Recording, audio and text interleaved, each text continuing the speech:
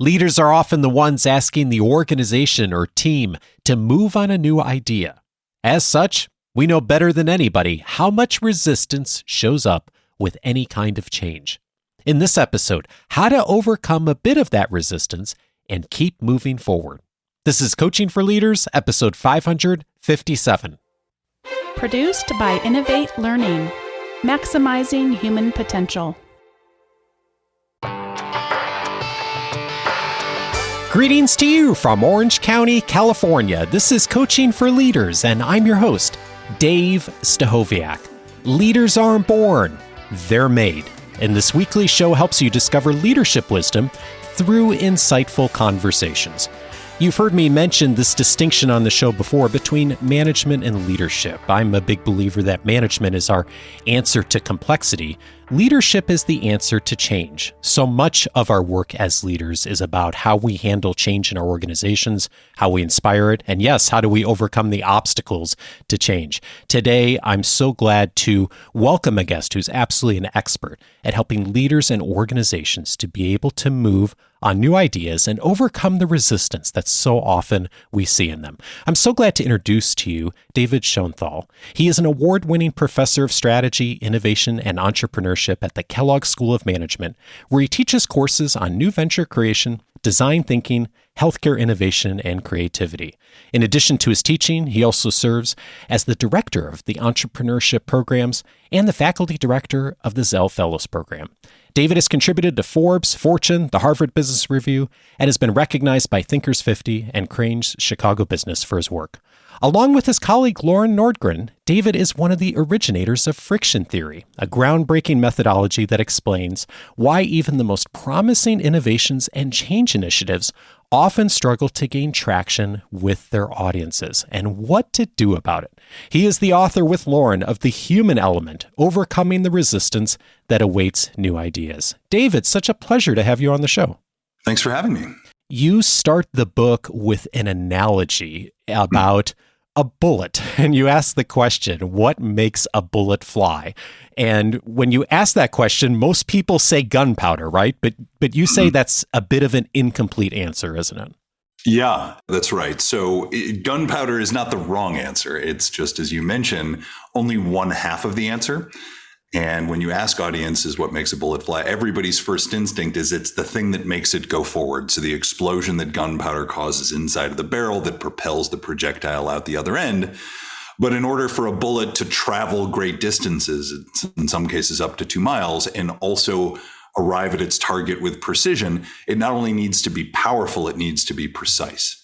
And to be precise, bullets are designed to be aerodynamic, meaning that they cut through the forces that stand in their way. If you think about an object floating through space, the power that propels it forward is only one force that has to be considered. The other forces are all the forces that it encounters on its way. So gravity pulling it to the ground, wind resistance and drag trying to slow it down. And if a bullet is unable to address those forces, while it may still be powerful, it won't actually reach its destination. And that's the metaphor we use to introduce this idea of friction, that most of us, when we think about how to make ideas better, we focus on making them more powerful or propelling them with greater velocity, and don't think as often about all of those forces that stand in the way of that idea as it makes its way towards its audience or towards its destination. And this book is really about that, how to spot those forces standing in the way of progress and develop strategies to overcome them. Yeah, one of the key points you make throughout the book is we tend to think in the lens of fuel, of moving things forward, and we don't often think, or at least we'll think about it much later, of the importance of friction. Mm-hmm. What is it that keeps us from thinking about friction more quickly and apparently? It is just a natural human behavior to believe, especially if you're an innovator or a change maker, that if somebody isn't saying yes to your idea or to your product, that there is something wrong with the idea or product, that it isn't featured properly, we haven't explained it properly, we haven't advertised it properly, we haven't priced it properly, because we tend to look at the world through the lens of our own experience.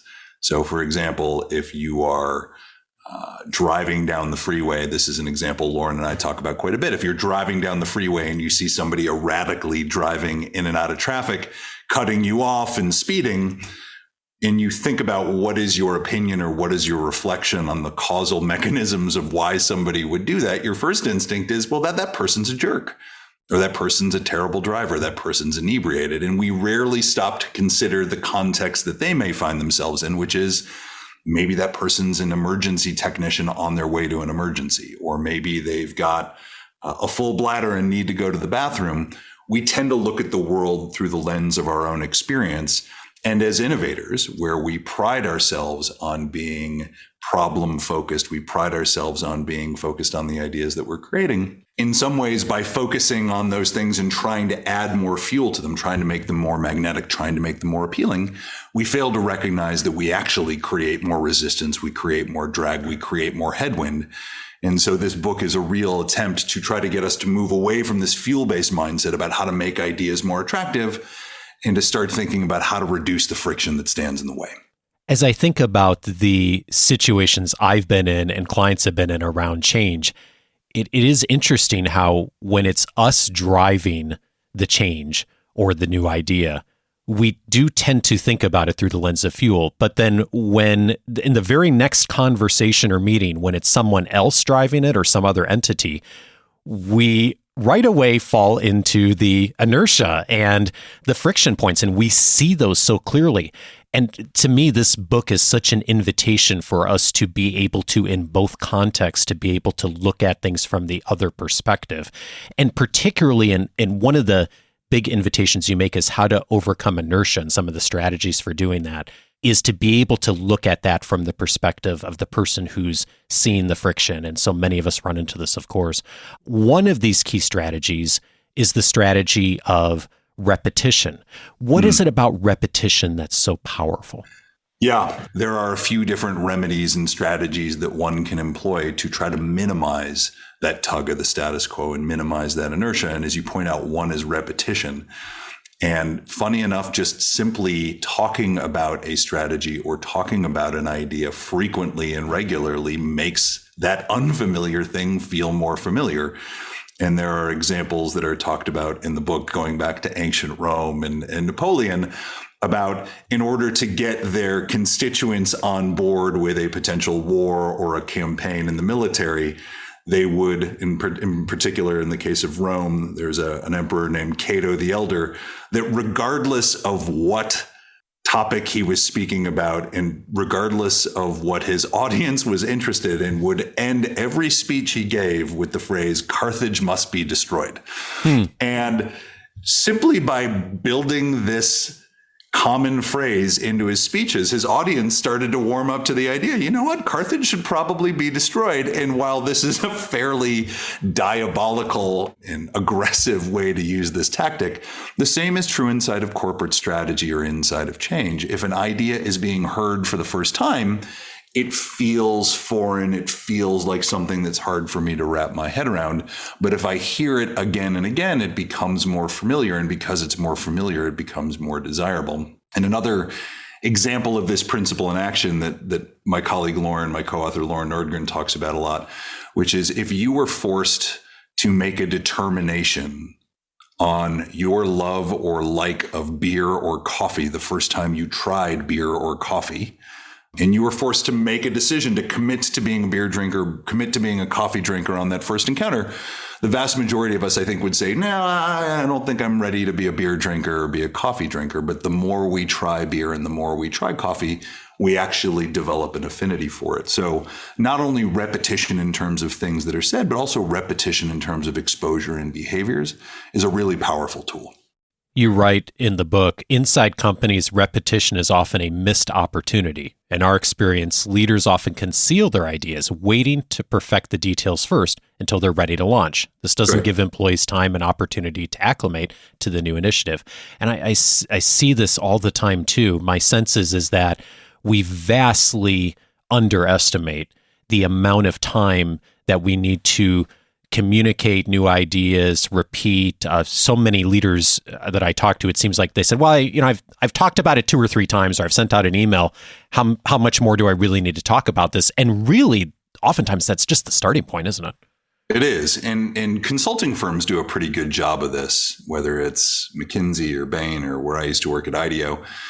There is a temptation for consultants to wait until the conclusion of the project to pull the curtain back on the strategy or the product or service that they're developing. But it becomes quickly apparent that if that is the first exposure that the client has to the idea, there will be resistance because this thing is very foreign, this thing is very unusual.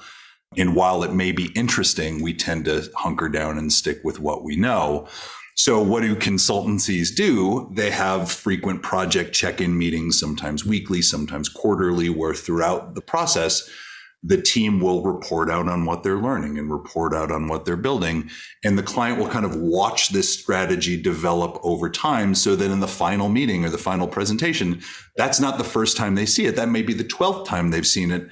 And now this thing that was once unfamiliar has become something that they've become acquainted with and comfortable with. So it's much easier to adopt than if you just sort of do a jazz hands ta-da at the end and reveal something for the first time. So you see this behavior in practice a lot. You just don't necessarily know that that's what you're seeing.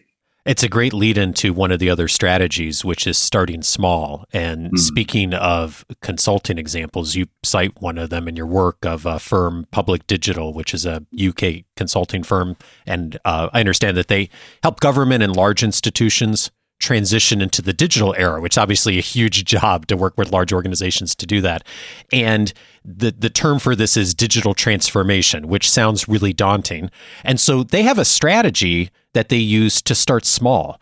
Tell us a bit about that. Yeah. And this is something that is coming up again and again in interviews I give and in conversations I have and in advisory work, is organizations that are attempting to undergo digital transformation programs. And I'm sure most people in this podcast have heard the term digital transformation, which is effectively a pithy way of describing the modernization of an organization away from more manual processes to digital first and more automated processes by leveraging their data assets and software, et cetera. But despite the fact that this is the ambition of many organizations, it's a pretty intimidating thing to hear, digital transformation. That sounds very Herculean. It sounds time intensive. It sounds expensive. Yeah. In fact, anytime we hear the word transformation, we immediately say, oh, like here comes another strategy. Here comes something that's going to occupy everybody's time, everybody's effort. And Public Digital, as you mentioned, is a consultancy based in the UK who focuses on digital transformation, helping bring public organizations into the digital economy.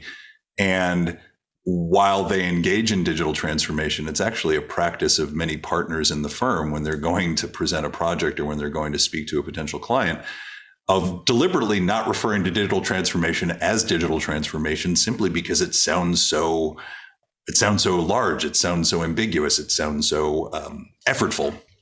And so one of the things that the Public Digital does to help ease this inertia is rather than saying, all right, let's talk about how we're going to transform your whole organization, the way they approach it is to say, what is the next important initiative or the next important project that this entity has to engage in? Let's carve that one very focused project off, and let's see how taking a digital first approach to it can generate better results. And so they shrink the task of digital transformation down to a single project that sometimes we refer to as a beacon project. And then they assemble a small team of their professionals, as well as a couple of early adopters inside of the client organization, maybe 3 or 4 people that see the value in trying a new way of working. And they form this small team around this focused project brief. And throughout the course of the project, they not only share out what they're learning and externalize the progress that they're making, they keep this deliberately small. So at the end, when the rest of the organization looks at the results of taking this digital first approach and say, wow, that's really cool. How did you do that? Now they've got a record of the process that they can share with others. But now what they've also done is create this beacon that others in the organization can look to and say, I would like to try what you did in that project for something I'm working on over here in some other part of the organization. So by creating these small magnetic beacons, they're actually digitally transforming the organization from the bottom up instead of from the top down. And that's been a very effective strategy for them. And so when I'm standing in front of a room of chief technology officers or chief innovation officers, often what I will encourage them to do is, rather than think about digital transformation as this big overarching multi-year program, start thinking about it by starting small and thinking, what's the next major initiative? What's the next initiative we can carve off and take a digital first approach with? We had Steve Blank on the show a while back, and he made the invitation for us to think about minimum viable product and minimum viable service from an entrepreneurial lens. And I hear echoes of that in this, obviously thinking about it more inside an established organization, but the concept is similar in that you're not trying to boil the ocean overnight here. You're starting with something that as a beacon that is easy for people to get their heads around, but also allows you to start to show some results and get buy-in over time. That, by starting small, oftentimes you're doing better in the long run than you are by trying to do everything at once. I agree. Yeah, I mean, in some ways, there is a nice relationship to minimum viable product or prototypes with this idea of starting small. And one other way we can help people overcome frictions is to frame things not as the first step in a long journey, but to frame it as, here's an experiment we'd like to run. Let's try doing this next thing with a more digital facing approach than an analog facing approach. And simply even just by framing it as an experiment, that minimizes some of the friction that stands in the way of organizational receptivity. And that's also one of the strategies that you advise, is making something prototypical. Tell me about how that looks on how you might frame something as a new idea in presenting to an organization. Yeah, I mean, the reference to prototypical in here is a little different than when we talk about prototypes and designs. In prototypes, when we talk about prototyping and design, we refer to prototypes almost as like embodied versions of questions we're asking. This is a sketch level concept that helps kind of looks like and feels like what we're trying to create, and we take it out for feedback. In the context of this recommendation of making new ideas feel prototypical, this is more about how to make unfamiliar ideas feel more familiar. One of the reasons that organizations and individuals recoil from or resist new ideas is just the fact that they are unfamiliar to their audience. And sometimes, despite how new something is, all of the features and benefits that make it better than the way things used to be or the status quo, sometimes by featuring its newness, we can actually create a lot of intimidation and anxiety amongst our audience.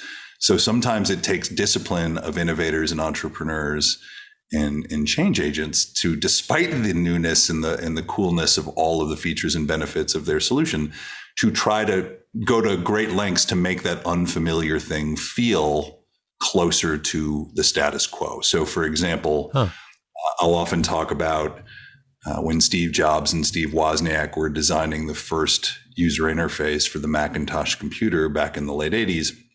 The status quo for any computer user, well, the status quo of computers at the time was IBMs and Commodores and Wang computers. These were, in order to use these computers, a consumer needed to actually fluently speak the language of computer. You needed to understand DOS. You would go into it and open this little command window, and then you'd have to type in this foreign language like run : this program.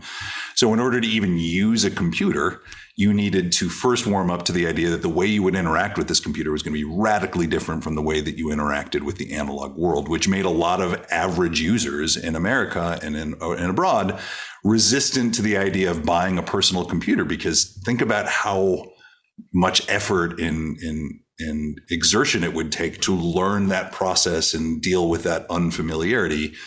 And so one of the things that Jobs and Wozniak did a beautiful job of was recognizing that if they were ever going to get mass consumption of personal computers, they were going to have to design it less in the way that a computer could have been designed, which is the way that IBM and Commodore and others did it, but instead to design an interface that felt as close to what people were used to as possible, which is why it's not an accident that the home screen of a Macintosh computer is called a desktop, and that you create things called documents, and you put documents into folders. And when you're finished with the document, you crumple it up and throw it in the trash.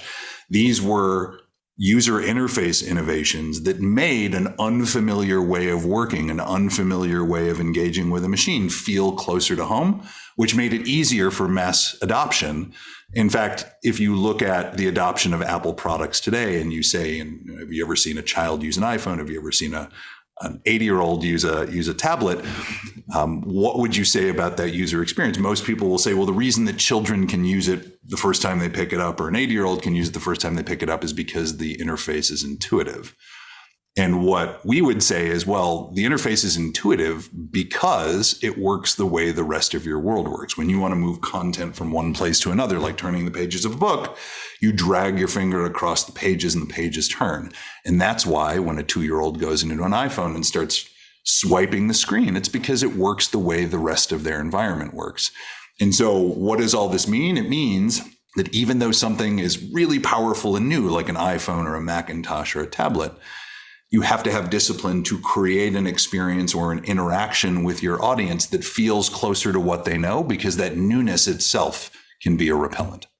Like you said earlier, it's so common for us when we're the person that's bringing that new idea to think about it from a fuel standpoint, and we don't think about it on how do I make this seem familiar to others. For those who have never consciously thought about that when presenting something new, what's something that you find is a good first step to get someone in that mindset, beginning to look at it from the perspective of how do I make this familiar?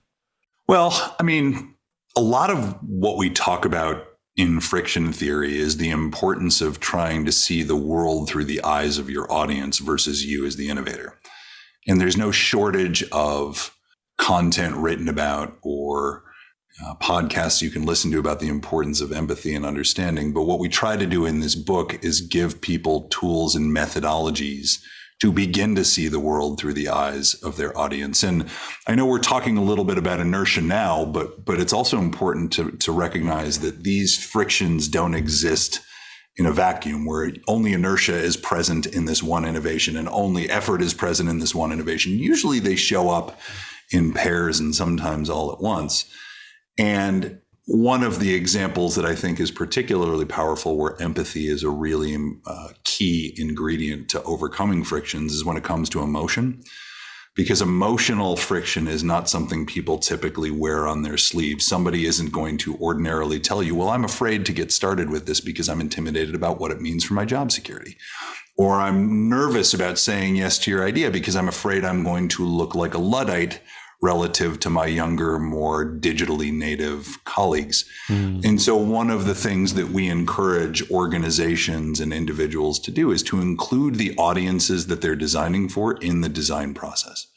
Because when they feel a sense of inventorship over the strategy or a sense of inventorship over the idea, not only are they more receptive to it when it gets brought to market, but then you can also understand how they might not only designing the product or the service, but how they might design the introduction of that into the world. How might they design the way that strategy is communicated to the organization?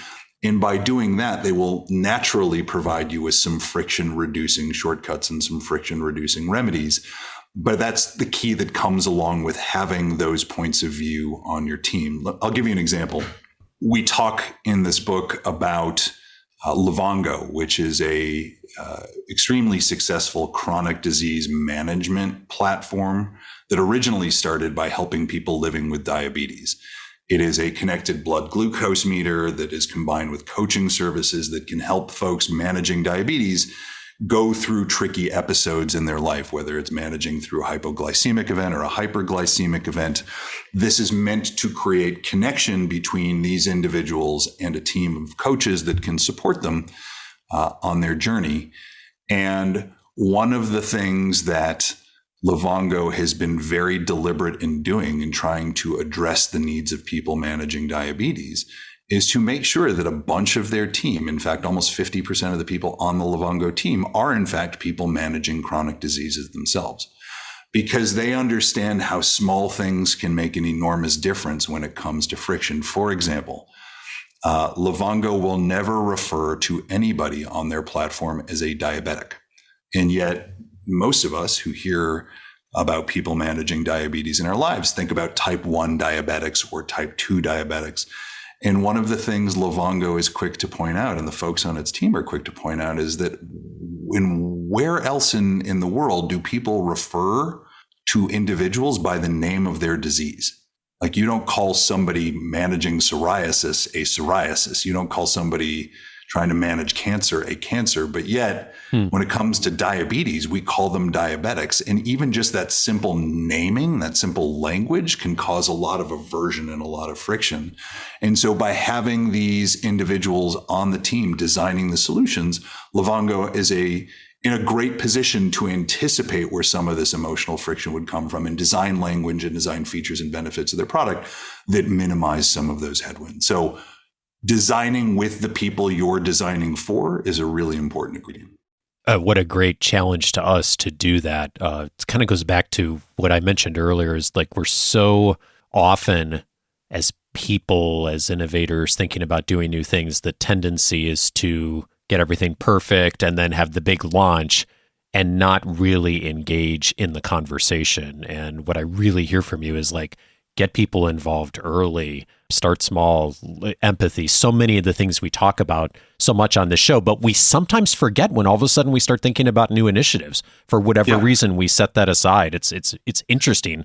I mean, I've caught myself doing it. Like, normally I would do some of those things, and then when I'm doing something new, it's like, going into a bit of a hole. And it's interesting how we tend to fall into that trap. And, you actually demonstrated one of the other things you say is so powerful just early on in this conversation, which is the power of using analogies. And you started the book, and we also started this conversation with talking about the analogy of the bullet, right? In order to frame something that is a little unfamiliar with something that most people at least have some familiarity with, even if they haven't, ever fired a gun, they understand that concept. Analogies are really powerful. And what is it that makes them so useful when thinking about how to introduce a new idea?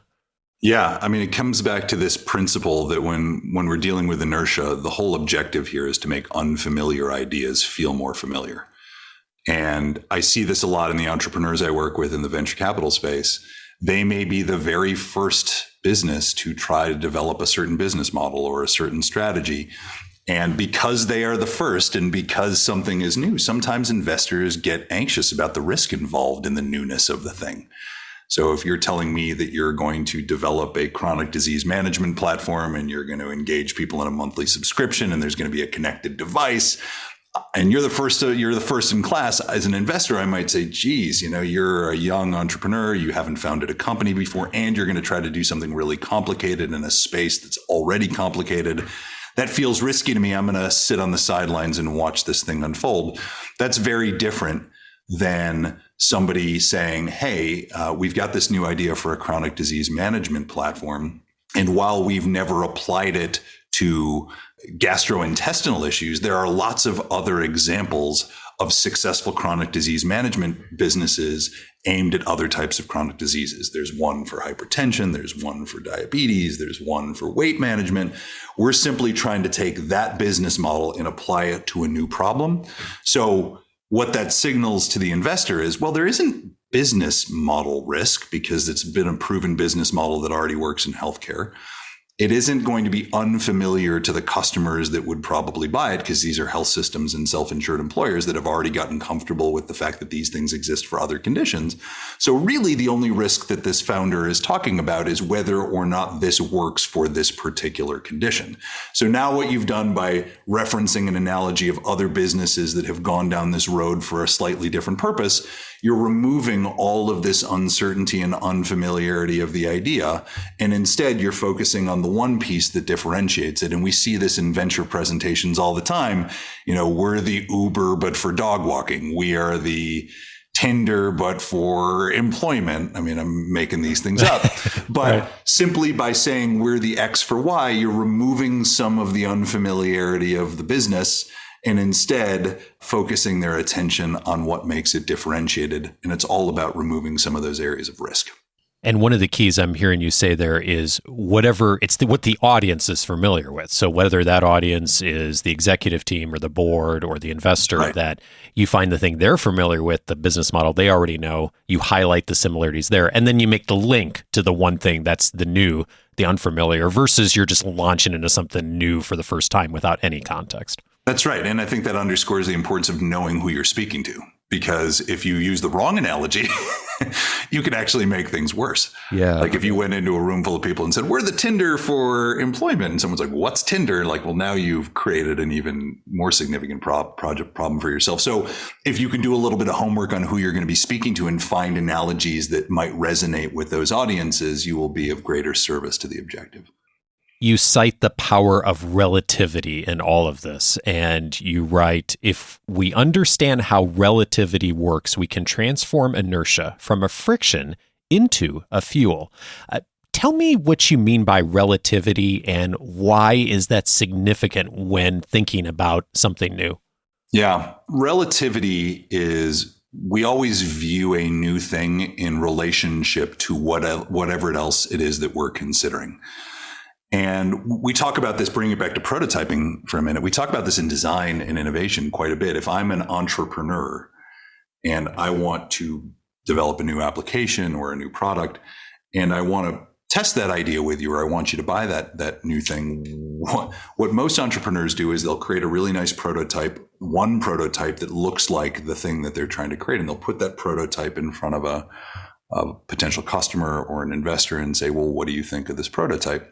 What do you think of this idea? And if I'm only giving somebody one thing to consider, what they will always compare it to is the status quo. They will always compare it to whatever it is they're doing today. And what they're doing today might be nothing. It might be that we're not purchasing any solutions or subscribing to any new strategy. So we're always going to be comparing the new thing to the status quo. And the status quo will typically always win because, again, we favor the familiar, which is the whole power of inertia. So what we advise entrepreneurs to do and innovators to do instead is to bring out multiple versions of an offer and say, all right, here's a version of it that's a piece of software. Here's a version of it that's a service. Here's a version of it that's, some hybrid product and service, whatever it might be. And you present this array of options to an investor or array of options to a consumer. Now what you're doing, at least in their mind, is you're giving them other points of comparison. It is now not just relative to the status quo. It's relative to these other sacrificial or conceptual ideas that I'm putting in front of you. And we're forcing people now to not just consider the status quo as the alternative, but here are 2 or 3 other things that we can do going forward. And simply by moving them away from only considering the status quo as the alternative, they will be more receptive to the new thing.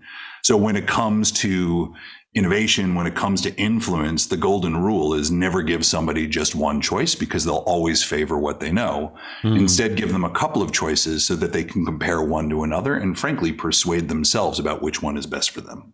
I've seen this in action so many times. For years, David, I taught presentation courses for Dale Carnegie, and we had a model that we would teach our clients when they were pitching a new idea to a board or an organization of how to approach that. And Carnegie's methodology was to do exactly what you just said, which is to not just pitch one version, but to have 2 or 3 different options that you'd bring to that presentation. And I didn't really appreciate the power of that until I saw it in action, of how much a difference that made in driving change and influence with an audience. And I love what you recommend in the book is even thinking about that a little more nuanced of when you bring a few options, you highlight a couple of, I think, key points, which is one is maybe to add in an extreme option and also to highlight an option that's undesirable. What's powerful about that? Yeah, there's a great metaphor that we use in the book around a wine list. If you ever go into a restaurant and you see a wine list that's put in front of you, whether you realize it or not, the choices on those wine lists are actually fairly carefully designed. You might see a bottle of wine on the wine list for $300, $400, $500 and up. Oh, yeah. There's always at least one, right? There's always like the really precious or premium bottle, or in some cases there are several. And then on that same wine list in that same category, maybe reds, you'll see a bottle for $30 or $40. And then you'll see a bunch of bottles in the middle of $50, $60, $70. We rarely stop to consider what job is that $500 bottle doing on this menu? And what job is that $30 bottle doing on this menu? What jobs those two extreme examples are doing on that menu is trying to drive your attention to the middle of the list, trying to get you to choose one of those $60 or $70 bottles of wine. Why? Because you don't want to order for whoever you're dining with, maybe somebody you care about, somebody you're trying to influence, somebody you're trying to express sentiment to. You don't want them to feel that they're only worthy of the cheapest bottle of wine, but you also recognize that you've got your own constraints and you're not going to buy the $500 bottle of wine. So what do? You buy the sort of second cheapest or something in the middle of the range. And the reason those other bottles are on the menu is to draw your attention to that middle. And the same is true with new products or services or strategies. If we can present some extremes, we can influence people to focus where we want them to focus, which is on that sort of middle range or the optimal solution we think will serve them best. This is just so fascinating, David, of like so much of the strategies that we can use. I mean, there's, as you mentioned, there's so much more in the book that I hope folks will check out, especially if you find yourself in the situation right now of leading efforts around change and innovation. So many organizations are doing that right now. And of course, it's always the responsibility of leaders to be doing that. So much more in the book that I hope folks will check out. David Schonthal is co-author of The Human Element, Overcoming the Resistance That Awaits New Ideas. David, thank you so much for your work. Thanks for having me. It's been great.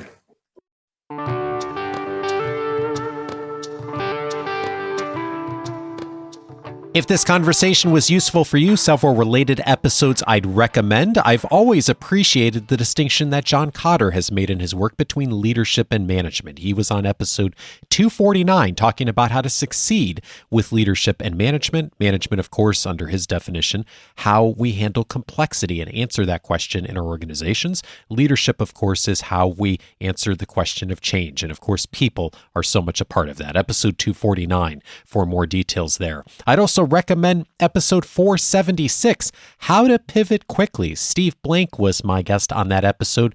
We talked about the process of shifting. And of course, so many organizations and leaders do need to shift, either because they are planning on it or, as we talked about in that episode, when the environment changes around you. How do you actually pivot in a way that is going to be helpful to the organization to continue to serve, to continue to fulfill its purpose?